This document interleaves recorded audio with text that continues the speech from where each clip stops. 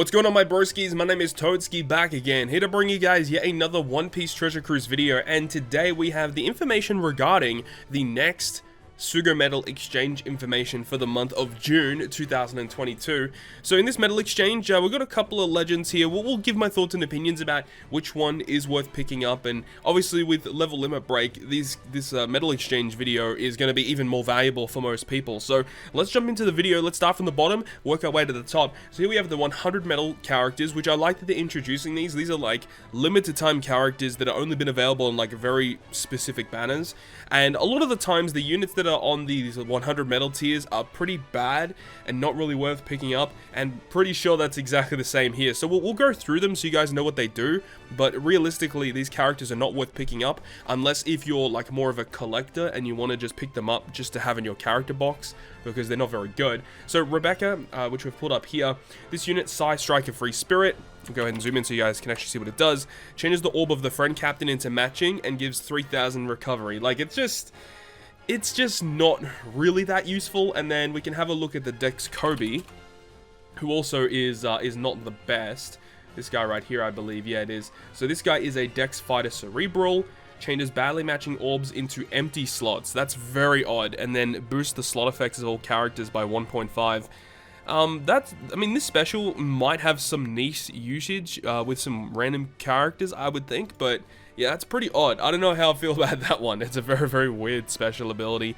And of course, none of these characters have supports or pipe rumble effects, so you know, these characters are just, you know, limited time units you can pick up and stuff like that, but not really worth picking up, honestly, unless if you want to be the collector. So the next two characters in the 150 medal tier, which you can purchase 3 of them, you've got this guy right here, Guild Tesoro, which I'm a big fan of this unit. I have personally level limit break maxed, as well as, you know, limit break expanded him.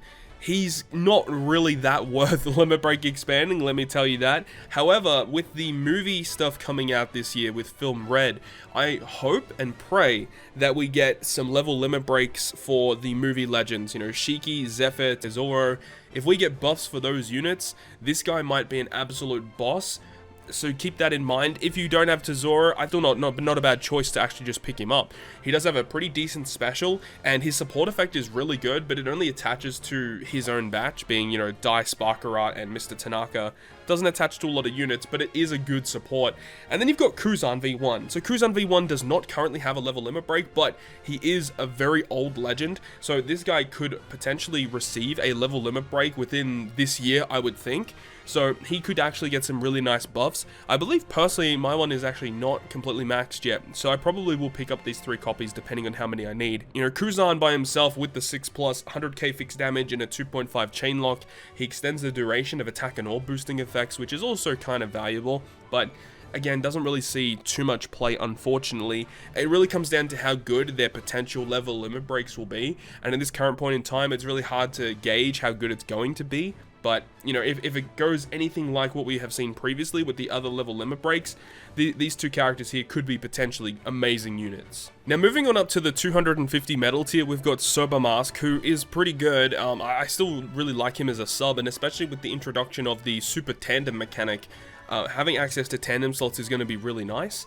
And he only, well, obviously will give you a full board of slots and also give you an attack boost, but then has the really cool sailor effect where anytime another unit uses a special, he reduces his own cooldown by like 3 or 4 turns. So you're able to get his special to launch twice in 1 turn, and if you do that, then he becomes a 2.5 times attack boost, which is pretty wicked. Not going to see a lot of play because of the 2.5 attack boost, but this guy's really nice in like mid to high difficulty content where you can just generate yourself, you know, a full board of slots and an attack boost whenever you need it, and then you can do that on multiple different stages. Having access to a full board of matching slots is going to be pretty nice. So, you know, Sober Mask is pretty cool. If you don't have him, I think for 250 medals, definitely worth picking up at least 1 copy of. But of course, if you need to get his level limit break max, which he probably won't receive a level limit break for a very long time, but I think Sober Mask with a level limit break could be legit one of the craziest legends in the game.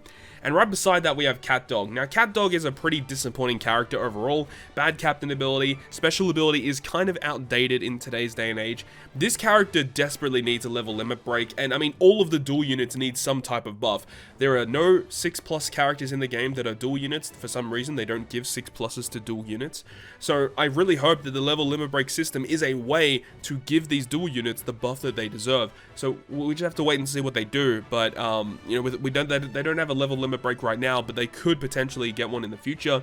And another thing about CatDog that's kind of interesting is that he is somewhat required for one of the Grand Voyage content at level 5, the level 5 local sea monster, where you need a Psi Cerebral team, and CatDog is one of the best characters for it, as you can have the support of Odin to give him a Wano slot on the final boss stage, which gives him substantial damage output. And with level limit break and limit break expansion, some of the teams that have been able to clear level 5 local sea monster do need CatDog at max level limit break, at max investment for limit break expansion. So if you guys are looking to clear level 5 of the local sea monster, you may need to pick up the copies to get the level limit break. And myself personally, I'm only 2 copies away from getting this character to max level limit break, so I'm definitely going to be purchasing these units to get the max level limit break, and hopefully be able to clear the level 5 local sea monster, but it's going to be very, very difficult. And then we move on to the 400 medal tier characters. So I guess we'll actually have a look at these characters in a more grand scale, because remember, these characters, they cost a lot. 400 medals is a lot of medals, and it takes a really long time to accumulate that amount of medals. So SUGO is a very interesting unit, especially on release. A lot of people really, really love this unit. And Captain ability is somewhat still usable, you know, being a 4.5 boost to 40 cost or less. And then all other characters get a little bit of a boost as well, matching slots, a little bit of health boost as well. But then the special ability being so unique, you create toy bears. You turn your characters into toy bears for 3 turns. And when they become a toy bear, they get 2,500 base attack, so they hit pretty hard. And every time they attack, instead of your chain going up by 0.3 with every attack, it actually goes up by 0.7 with every attack. And this is not a chain buff that this unit applies, so this stacks with every other type of chain boosting effect that you can actually activate. So a lot of people, when this character was first coming out, over the first few months of this character's release, people were using this character on their Kizuna teams to output more damage. In today's day and age of Kizuna, this is not really an optimal character, but realistically, this is still a good character that you can use for content. It's not like the most broken character ever, but it's kind of interesting at the very least. So for 400 medals, if you don't have SUGO, I don't think it's a bad investment, to be honest. I think she's pretty good. She doesn't really see a lot of play though, so she may be a little bit difficult to shoehorn into teams, but it's really cool because when you do have those toy bears, the toy bears will actually bypass barriers with normal attacks. Only barriers, not other defensive effects. But that's kind of cool. If the enemy has a really pesky barrier, instead of removing it or piercing the barrier by doing your normal attacks, you can allow your toy soldiers just to go through it by itself, which is kind of cool. The next character on the 400 medal list is Germa66, which is this character right here. This is the super evolved version of the character, and this was like one of the, I think, yeah, this was the first super type character to ever get a super evolution. And this character is really good. I'm a big fan of this character, in all honesty. The only real, like, problem, I guess, is the fact that the character is so focused around mono Psi type. So the captain ability is essentially mono type to Psi. It does give a boost to all other characters, but the special ability itself is a Psi slot effect boost for 3 turns. It does orb changing, really good orb change. It also switches into your captain spot for 3 turns, and when this character becomes the captain in the middle of a quest, it is going to be super effective against all types. So this character becomes like Bullet, for example, and if you got a matching slot, it's a 5 times boost. So it's a 5 times captain, super effective against all types, with a full board of guaranteed slots and an orb boost for 3 turns. That's basically the way that you have to look at it. And then you've got a chain multiply growth rate 1.25 multiplier, which is the same thing that Vivi Rebecca do with their switch effect. Same thing that super type Sabo does, I think, with his super type as well. I think V2 Odin also does this as well with his super type, or super class, should I say. So having the chain multiply growth rate, slot effect boost, matching slots, and 5 times boost, super effective against all types. That's the main reason why you use it, and you can use it to avoid enemy preemptives that switch your captains as well. Use this on the stage prior, carry it into the final room, and you know, this character will already be your captain. You don't have to worry about it. So it's kind of cool. It has some niche usage, of course, but I mean, again, at the end of the day, this is a character that really doesn't see a lot of play, but it is really cool, a really fun character to use. Is it worth 400 medals?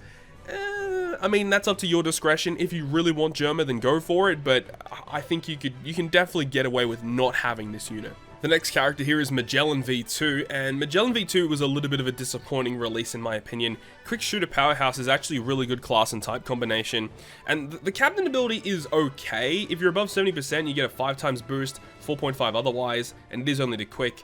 You get a health boost, 4 times to all other types, and 10 turns of paralysis removal, pretty valuable actually, and recovers 25% of the damage taken from enemies in the previous stage when you enter a new stage. So it means that, you know, whenever you take damage, you're able to just heal some of it back, so it allows you to try and maintain this above 70% threshold.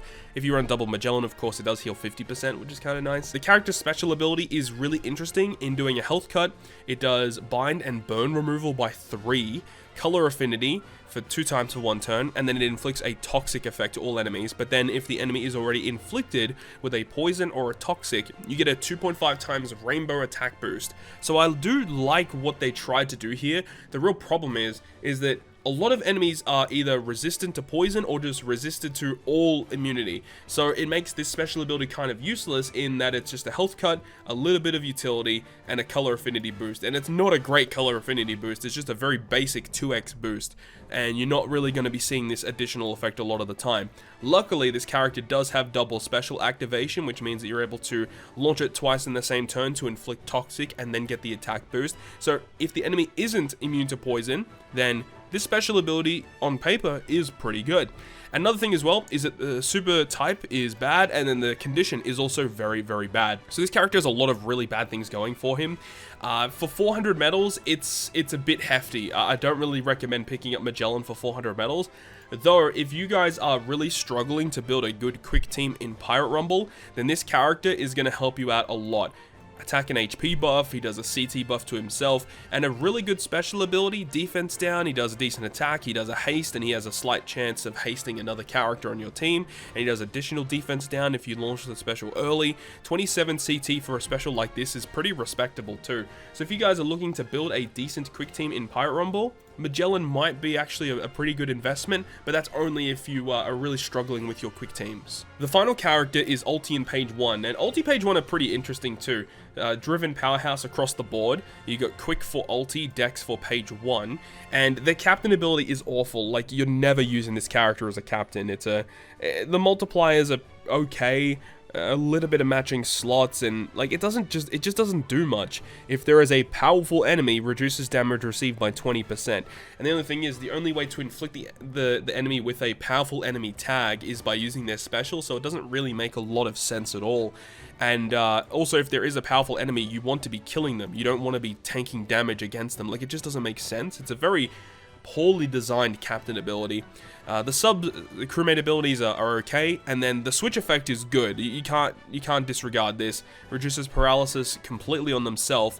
They give themselves a matching slot, and you get a 1.6 chain boundary, and with a super switch, 6 swap for super switch, it'll give them a matching slot and a 2.5 chain boundary for 2 turns. Essentially the same chain boundary that Ace and Yamato can give you, which is pretty cool. And then their special, pretty good damage, all orbs into matching, removes target lock duration completely, which is very unique. This is the only character in the game that does this, but again, this is not something you actively need to remove.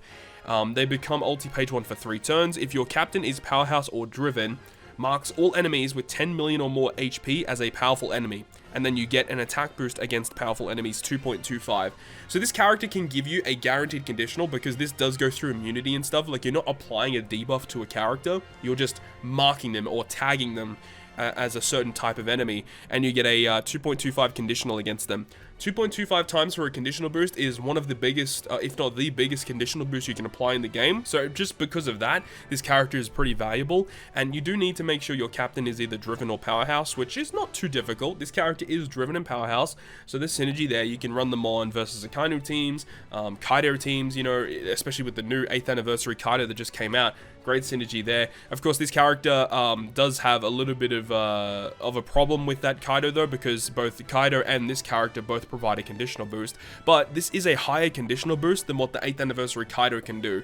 But the real problem is that it only works against 10 million or more HP enemies. So, like, for example, I use this character on the Worst Generation Garb Challenge, and there's literally not a single enemy in the Worst Generation Garb Challenge that has over 10 million HP, which essentially makes this special kind of useless. It's kind of a shame, actually. So, like, Ulti Page 1, they're pretty good, but they're just kind of used very nichely, I suppose. Like, there's only a couple of situations where you probably would actively use them, and their cooldown, if I remember, yeah, okay, it's 13 with expansion. Most people aren't going to expand them, so 14 turns is pretty respectable, I suppose, and 6 switches for their super swap is pretty stock standard for a 2.5 chain boundary. I've seen that with a couple of characters now, so makes a lot of sense. This character isn't that great in PvP either, because it's a driven powerhouse related unit, which just gets absolutely destroyed by Wano Law and Psy-based teams. A lot of people are going to ask, who is ultimately worth it? I think that if you have the medals, 150 medals for either one of these two is fine. I think Tazor is a decent pickup. Kuzan is probably not worth picking up, but again, level limit break can definitely change that.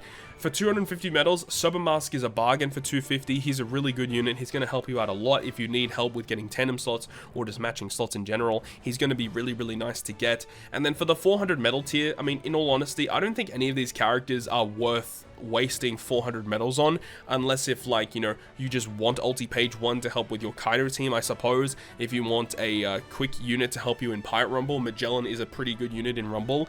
Germa 66 are also kind of good in Rumble if you're trying to build a Psy-based team, and I guess if you just want to use them. And then Sugar, she's okay, but for 400 medals, this character really doesn't see a lot of play anymore. You kind of have to shoehorn her into teams to make her, you just see some play, I suppose. She's just not overly needed or required for content. So, to be honest, this is a very disappointing medal exchange this month. So, hopefully in the next month afterwards, we get a little bit better.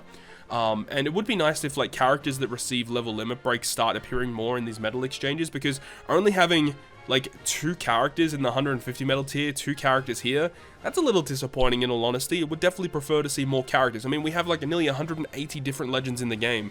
It would be nice to see a little bit more variety in the medal exchange. But that's going to wrap up this video today. Hopefully you guys enjoyed it, and if you guys did, make sure to go ahead and leave a like. And if you want to stay up to date with all the content I post, including more One Piece Treasure Cruise content, make sure to hit the subscribe button down below. But on that, guys, I'll see you guys within the next video.